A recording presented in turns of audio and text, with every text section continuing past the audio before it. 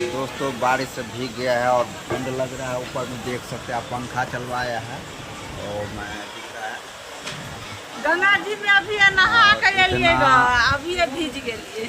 इतना बारिश हो रहा है कि आज मतलब इतना सोचे थे कि बहुत अच्छी तरह से स्नान करके घूमेंगे फिरेंगे, लेकिन ऐसा कुछ भी नहीं हुआ।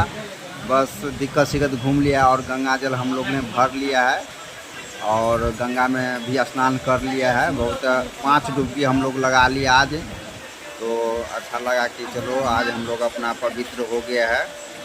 और पाप कहने चले तो पवित्र हो गए। देखो दोस्तों ऐसा तो कोई अथी नहीं है, लेकिन मन आ तन दोनों आए पवित्र कर लेगा गंगा जी में आबि कर, तो बहुत अच्छा लगल है।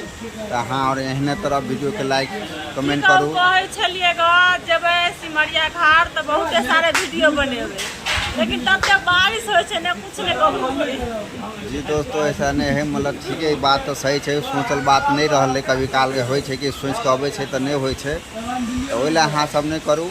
नहीं हेतै तो और तरह के इंटरटेनमेंट वीडियो बनते अहाँ सबके देखे ला। तब तक लाइक फॉलो कमेंट जरूर करब।